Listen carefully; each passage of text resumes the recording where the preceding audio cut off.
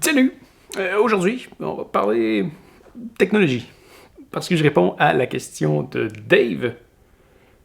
J'ai pas marqué Dave, mais je suis pas sûr que c'était Dave. Salut Dave. Ou salut la personne qui me l'a écrit. Tu dis, tu as été spécialiste en domotique, je crois. Tu as plein de choses à nous présenter dans ce domaine. Si ça t'intéresse, j'ai pas mal de questions sur le sujet car j'utilise un Raspberry pour commander certains équipements. Donc dis-moi si je lance le débat. Belle journée! Pose autant de questions que tu veux, ça va toujours me faire plaisir. Effectivement, j'ai beaucoup d'expérience dans la domotique. C'est un domaine dans lequel j'ai travaillé pendant 8 ans. La domotique, pour ceux qui ne savent pas ce que c'est l'automatisation de maisons. Euh, Qu'est-ce que ça fait la domotique? Ça fait plein de belles choses. Ça fait plein de belles choses quand on regarde ça. Euh, Disons quand on l'exploitait à son plein potentiel, ça veut dire qu'on va contrôler l'éclairage, le système d'alarme, les caméras, on va contrôler les, on va contrôler les serrures de porte, on va contrôler la musique, les télévisions, on va contrôler à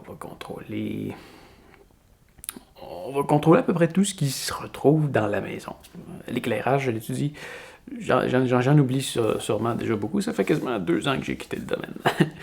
Euh,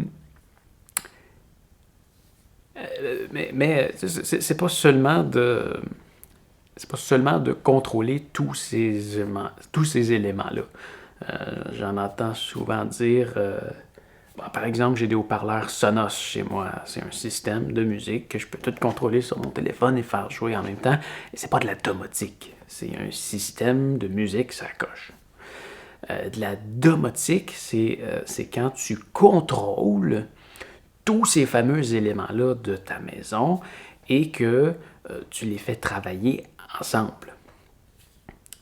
Par exemple,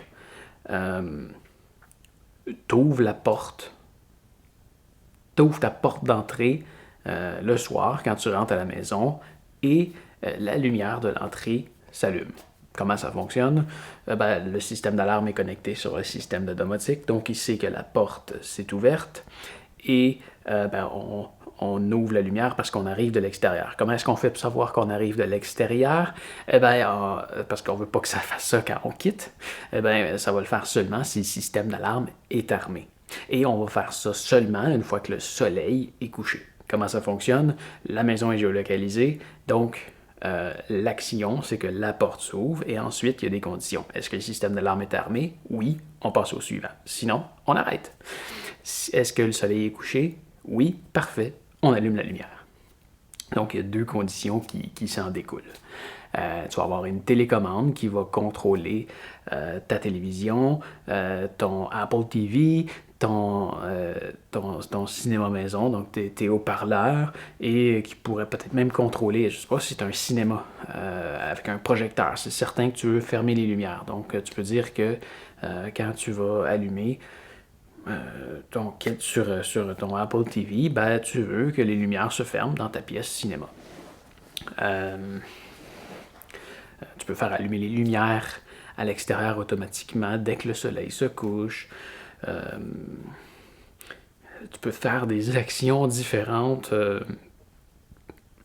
Je sais pas, tu peux rentrer ton code sur ta serrure de porte quand tu arrives et tu vois, si tu rentres ton code pour ouvrir ta serrure, forcément, c'est que c'est quelqu'un qui peut rentrer, donc qui connaît le code. Donc, une fois que tu fais ton code sur la serrure, tu vas aller désarmer le système d'alarme.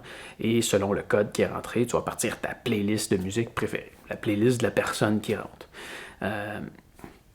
Il y a vraiment plein de choses qui peuvent se faire avec la domotique. Avec un bouton, ça c'était une option qui était le fun, avec un bouton, tu peux faire un mode bonne nuit.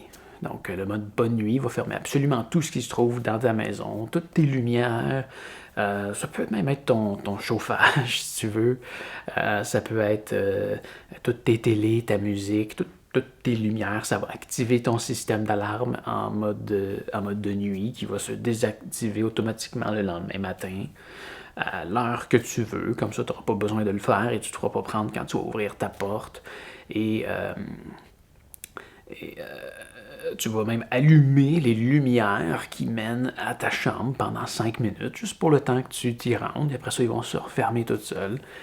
Il y a vraiment plein de choses que tu peux faire avec ça. C'est aussi le fait que tout va être centralisé à un endroit. Donc, dans ton salon, plutôt que d'avoir ta télévision, les haut-parleurs avec un ampli, les appareils que tu connectes dans ta télévision, 8 manettes, plein d'affaires, donc tu vas juste avoir ta télévision, tes haut-parleurs, et tout le reste des équipements va être centralisé à un endroit dans ton sous-sol, quelque part, que tu vas jamais voir.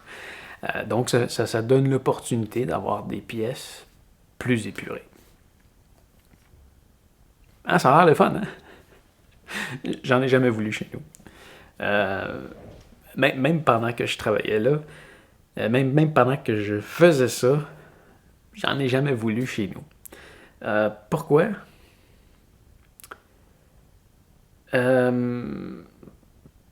Parce que mon métier, c'était non seulement de le programmer, c'est quand même quelque chose de le fun à faire, de le programmer, mais je les réparais aussi. Je le réparais. Et il y a un truc avec la technologie, c'est que j'entendais souvent mes clients dire que c'est tout le temps planté. Puis effectivement, quand tu connais pas ça, tu peux avoir l'impression que la domotique est tout le temps plantée. Mais le problème, c'est que plus tu as d'appareils, plus tu as de chances que ça plante.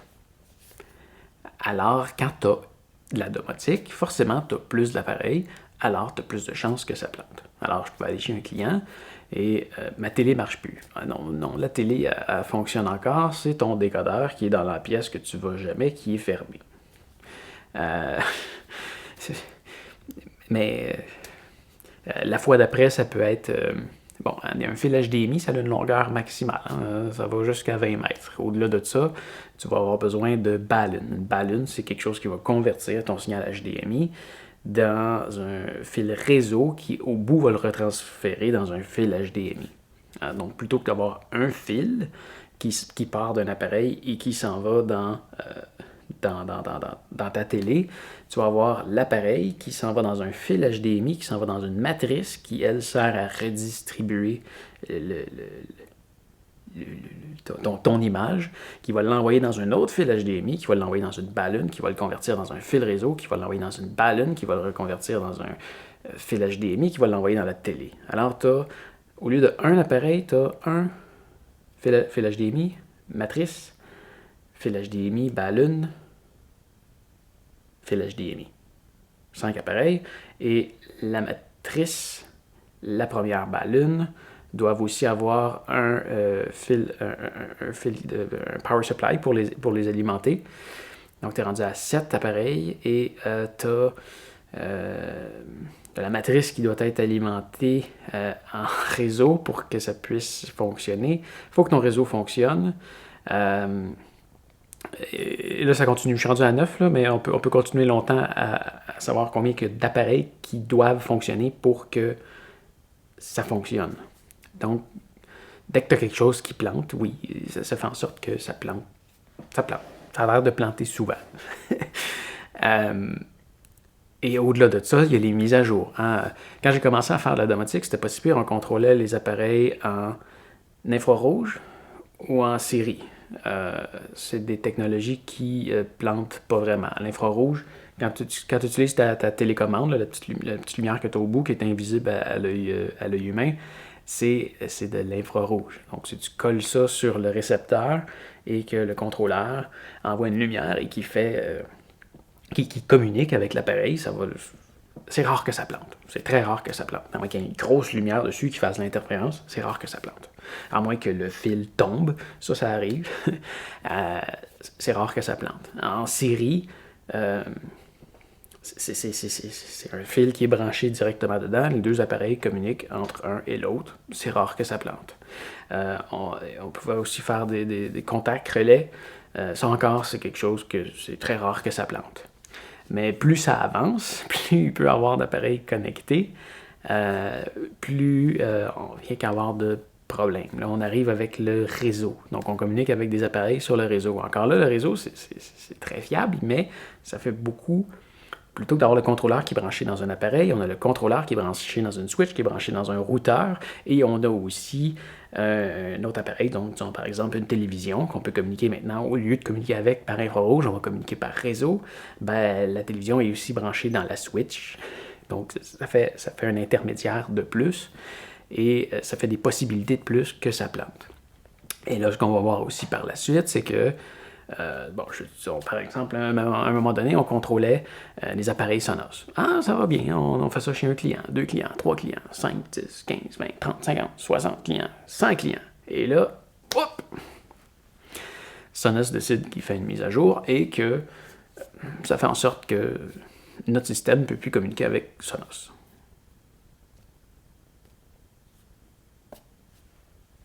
C'est comme ça. Ça marche plus. Ça marche plus. Il n'y a rien à faire, ça marche plus. Jusqu'à temps qu'il y ait quelqu'un qui décide de faire quelque chose pour qu'on puisse encore communiquer avec Sonos. Mais pendant ce temps-là, on a, disons, 100 clients que ça marche plus. Et ça, c'est un exemple parmi tant d'autres. Donc, quand il y a une compagnie qui décide de faire une mise à jour, ben ça se peut que tu puisses plus communiquer avec le produit, que c'est tout le temps un système qui est à retravailler. Donc, si tu veux de la domotique, soit que tu as beaucoup d'argent et que tu es prêt à payer un technicien qui veut qui veut venir réparer tes trucs régulièrement. Et quand je dis régulièrement, c'est pas une fois par semaine. C'est peut-être 2-3 fois par année. Dépendamment de combien de choses que tu as. Si tu as juste un système de musique et d'éclairage, ben, tu as moins de chances d'avoir de problème que si tu as un système qui contrôle ta télé, ton éclairage, ton système d'alarme, tes caméras, ton éclairage. Tu vois, plus t'en mets, plus tu as de chances que ça plante. Ben, c'est sûr que tu t'en sauveras pas à moins d'une visite par année. C'est à peu près certain. C'est comme ça. Ou l'autre option, c'est que tu veux faire ça toi-même. Comme toi, Dave, tu me disais que tu avais ton Raspberry, ça veut dire que j'ai aucune idée comment tu fonctionnes. Moi, je fonctionnais avec une compagnie qui s'appelle Control 4. Donc, ils ont leur propre contrôleur. Et là, le désavantage de eux, c'est que ben, dans le fond, c'est designé pour quelqu'un qui a beaucoup d'argent et qui veut payer quelqu'un pour venir le réparer, parce que tu peux pas, toi, te commander un contrôleur et programmer tes choses toi-même. Parce que pour les programmer, ça te prend ta licence. Faut que tu sois un magasin qui a sa licence pour vendre leurs produits et que les techniciens qui vont l'installer aillent suivre leur cours à Charlotte pour être diplômés et pouvoir le programmer. C'est comme ça. Donc, tu peux pas appeler chez Control 4 dire je veux un contrôleur et je veux programmer mes choses moi-même. Ils vont te dire non.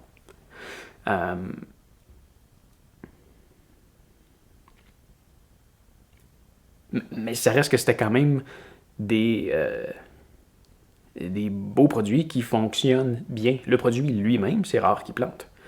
Le contrôleur, c'est très, très, très, très rare qu'il plante. Ce qui plante, c'est la synergie entre chacun des appareils.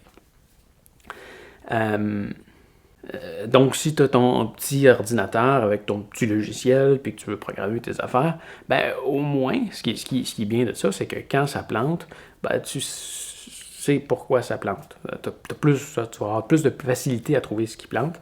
Et si ça plante à 21h30 le soir, ben, tu es capable de le réparer toi-même, contrairement au client qui doit appeler la compagnie le lendemain, parce qu'à 21h30, c'est fermé, et attendre d'avoir un rendez-vous pour venir réparer ce qui est brisé. Ça peut être frustrant. L'autre chose, par contre, c'est que est-ce que tu veux vraiment...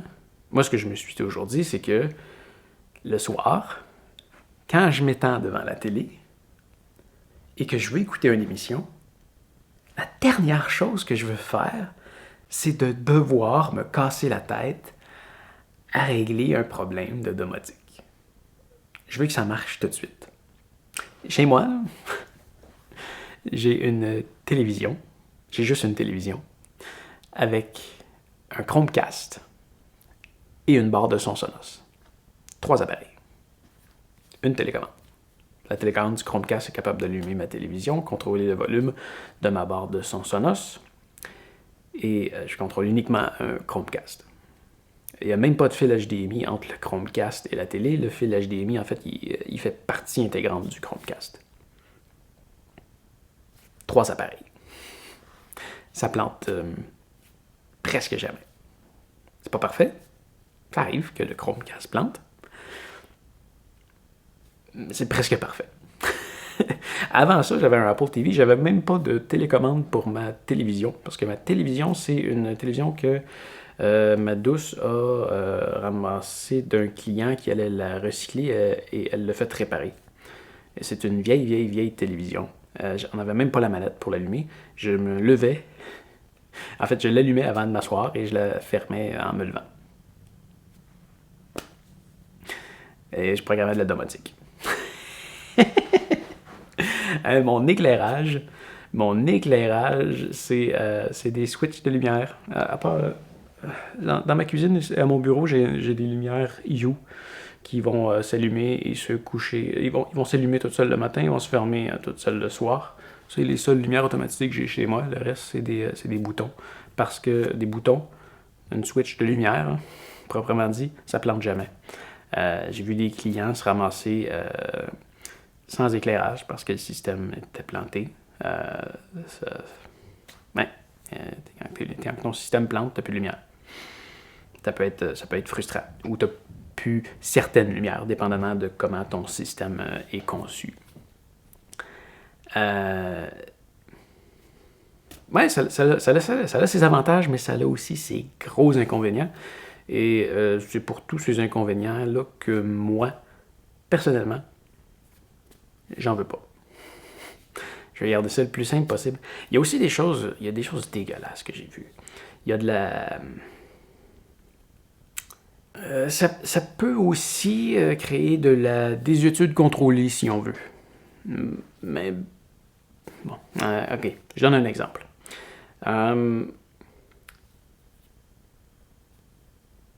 C'est un des pires. Ça, vers la fin, des fois, ça me dégoûtait. Parce que il y a un temps où est-ce que je devais annoncer au client que son produit était désuet et que je devais le remplacer. Et c'est des choses qui avaient été installées avant que je travaille. Alors, j'étais pas... avant que je travaille pour la compagnie. Alors, j'étais pas forcément conscient de ça faisait combien de temps que le client l'avait. Mais après un certain temps, je me suis mis à remplacer des appareils que j'avais moi-même installés. Et je rappelle, j'ai seulement travaillé là pendant 8 ans. Et il y en a que je trouvais ça dégueulasse. Des affaires que je pouvais avoir installées, je sais pas, 4 ans plus tôt. J'y vais avec un exemple. Ça, c'est celui que j'ai eu plus de misère à avaler moi-même, alors que ça me coûtait rien. J'étais payé pour aller le changer, mais je trouvais que ça n'avait pas de bon sens pour le client.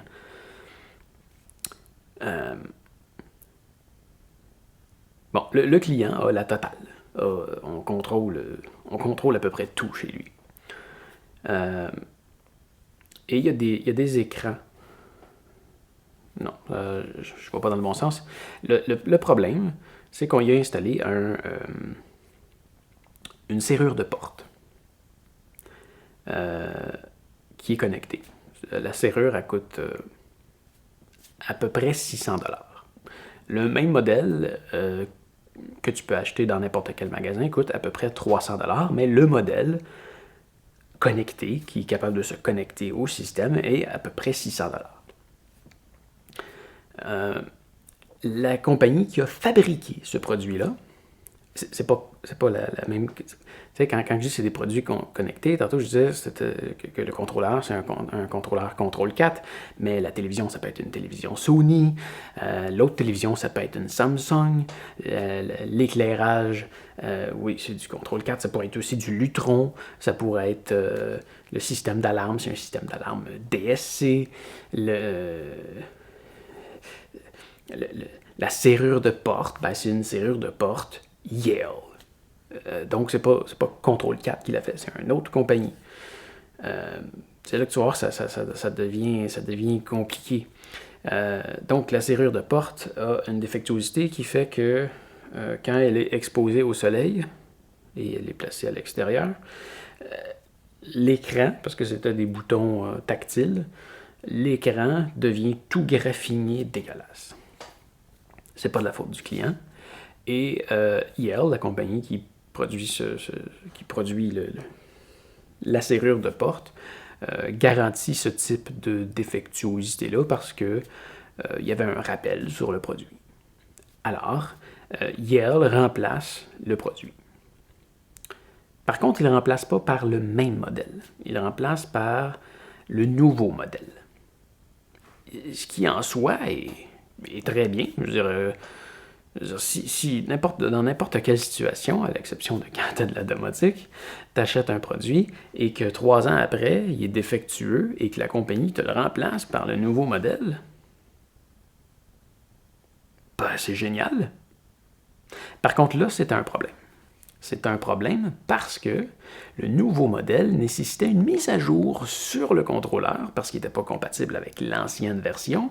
Et pour faire la mise à jour, ben là, il y a 2 appareils qu'il y a chez lui qui ne sont pas compatibles avec la nouvelle mise à jour. Et ces appareils-là, ben, c'est des écrans de contrôle au mur qui coûtent 1500 $ chaque. 3000 $. Plus le temps du technicien qui vient sur place pour changer tous les produits.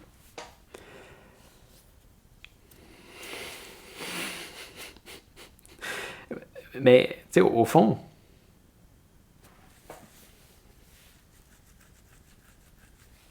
la compagnie pour laquelle je travaillais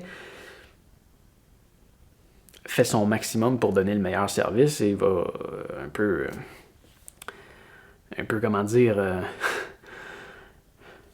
manger son profit pour pas te donner trop de mauvais service aux clients, mais en même temps, c'est pas la faute de la compagnie pour laquelle je travaillais. C'est pas la faute de la compagnie qui ne supporte plus le produit sur telle version, et c'est pas non plus de la faute de la compagnie qui offre un bon service en échangeant le produit contre un nouveau. Alors là, la domotique vient créer un gros problème.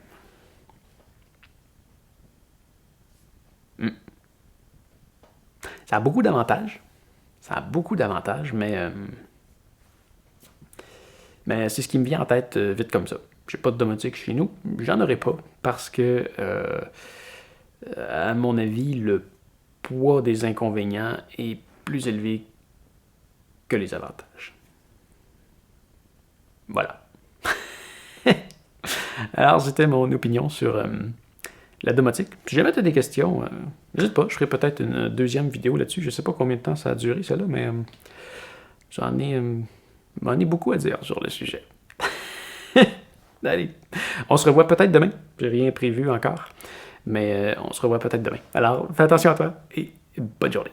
Salut!